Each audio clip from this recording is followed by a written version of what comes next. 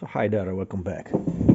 This is a video that I just want to take now before the production of this R6. I call her the R6 will start, so we scheduled the production for this one starting from the end of February 2023, and I call it the R6, but as you know, this is the Porsche 911 RSR from 1973 and following 74 and so on.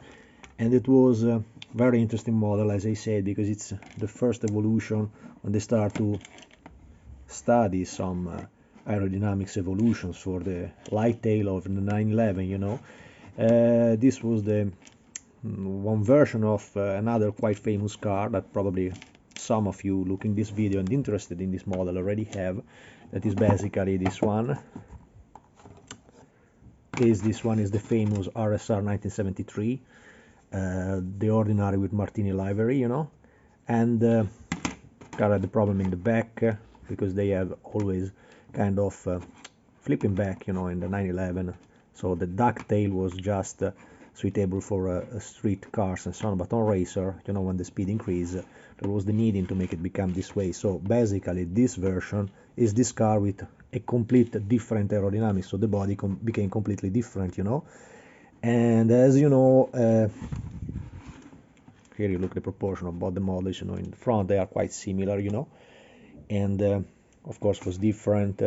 So the trial, this was the first trial before they start to make evolution like the 935 and so on, that became even more powerful. So the car used to, at the front end, it became lighter and lighter, so they tried in every way to make the car, you know the story better than me about the R6, you know. So this is the first evolution that until today nobody made in 1/24 scale. You see also in the front, which is the difference between the RSR Martini and the R6.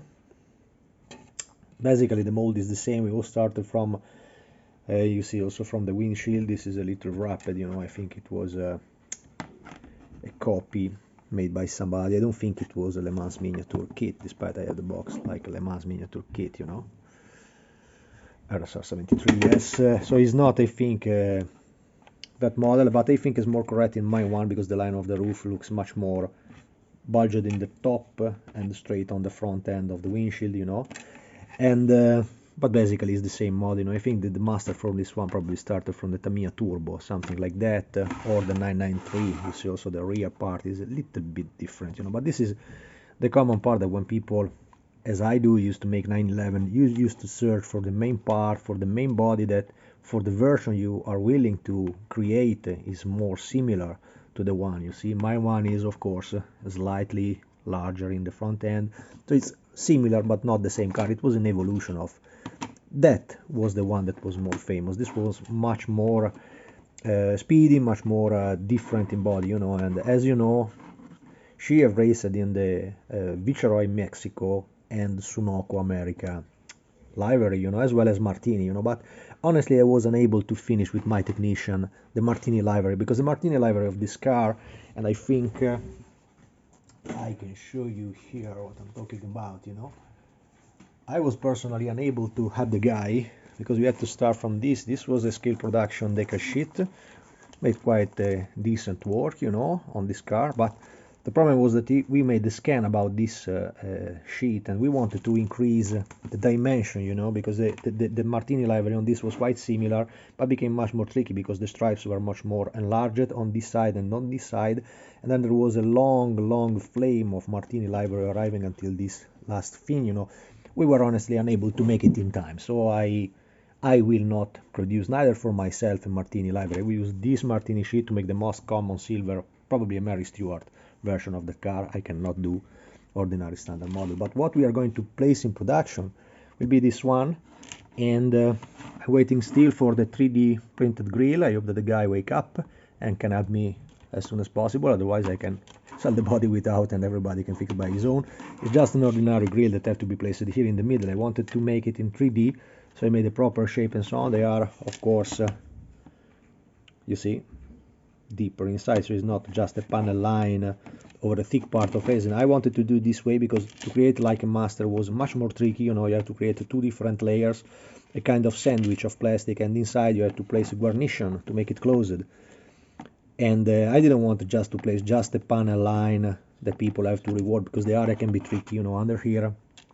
In my model they are empty inside, but in the racing copies they will be full of resin, so it can be a pain to work with mini drill and try to go straight down there. Of course, the two side fenders here, we will see now. Later on I have an appointment with the caster, and we will see if that to be removed or just kept in position. I think it can be also okay, because I think you have the possibility and the ability to make these wings also in this position, you know, placing the mold something like this inside the cast. So I think it's not a major problem. Consider that anyway the body I was working with was not at all that one, but it was my body of the RWB. The RWB just shared with this car just the front part, the doors and the roof, not at all the tail. If you look at the molding, the RWB 911 narrow body is just similar in the look, but you know, I wanted to use that base in racing because she was already enlarged in the fenders, so I didn't have to create something extra starting from there, reshaping, make it larger. The line can be complicated. If you think that the line is correct, I don't think in back the line is so much correct. I think it's much more correct this one that I made here, as you see. If you check picture, you understand that one what I'm meaning, you know. But these 911 were quite famous because the wing, the upper part of the wheels was nearly sitting inside the fender, you know. So it was different from the ordinary 911, from the street cars, or even more from the following. In my model, it was a RWB that is a modern car. It's just a look that is a resto mod of a 911S, and the fenders are completely different, and they feature the big, I think it's a 17 or 19 inch wheel, completely round, so they don't have this performance because they don't have the wheel that is sitting inside of the car, you know. If you look at the, try to make it in the position that you can understand what I mean. I think you already do, you know. You know, in these 911s, the wheel was sitting in this position. It was slightly inside, you see. It was in this one. Instead, in the narrow body, in the modern Porsches, they are completely round, and the wheel is mostly outside. You can see completely the wheel in this position. The same features is for the rear wheel, you know. This one, it was the ears where they used it to work in this way, you know. So the wheel was slightly sitting inside the fender. It was this one, and also was not sitting like today car that they just make for probably for look purpose, that the wheels is always coming out. Sometimes also people do the model very nicely done, and you see the wheel here, so the wheel should be sitting here for aerodynamics and so on. This was really a knife, an extreme weapon, you know, for racetrack, you know. And I think that probably the nicest livery I will do about this car, I probably will do both, you know, because the decal sheet I will provide will be sold apart, you know, as usual from my models.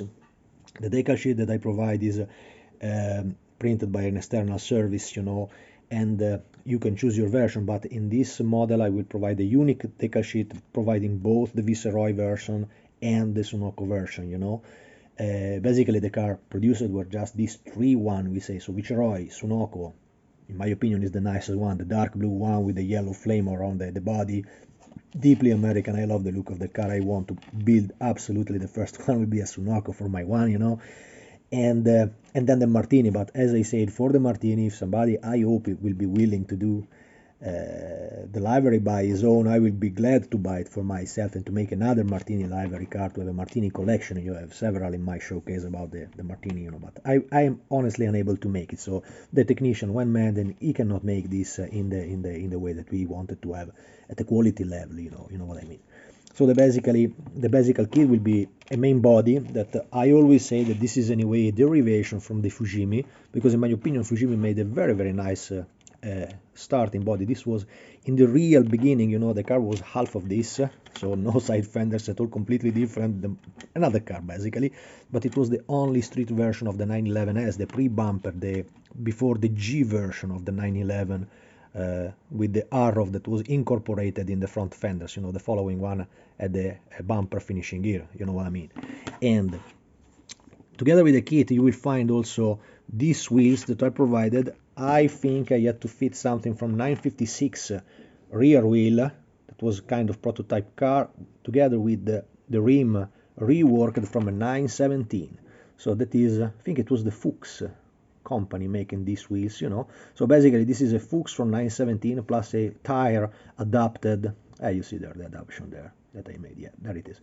And the adaptation to a tire from a rear tire from a 956 Porsche instead the front tire, I don't remember, I think it was coming from a 934 from Tamiya, the front one, as well as the front rim. You see the same, this have the channel that was deep down there and this was not, and this will be the same wheel that I will use to reissue my 1974 Porsche 3.0 RSR, the ordinary private, most common, and we already talked about this on my Facebook, you know. And this will be the extra wheels that I finally could make to make a proper fit and the proper fitments inside the wheel arches of both the cars, you know. So they fit much better. Before, in the first edition of that 3.0 RSR, consider it was my work of nearly 10 years ago now, something like that, if not more, if I'm not wrong. And it was a little bit complicated because it started from a 935 in that model, and the wheels of the 935 were indeed much larger. And if you check carefully pictures, the 3.0 RSR have several races have different wheels, you know. And the models that I made personally about the 3.0 RSR 1974 was the Jägermeister car, and the Jägermeister car nearly always had the giant tires, and that was famous because the rear tires were really huge, and I loved the look of the car. But many other versions of the 3.0 RSR are much slimmer tires. So I understand that it can be a little problematic, you know, to find the spare part. I think the proper size should be a little thinner than the original 956. Don't take a 962 because the 962 have 17-inch, became much bigger, larger. It's a different wheel, so all the rear fenders of the 962 became different. If you look carefully at the body, you see that also there is a much bigger bulge in the front and in the end of the body of the 962 compared to the 956. So don't do it. I will make the wheel completely, and that will be done this way. So the kit will be this one, basically what we are discussing, to make it soon.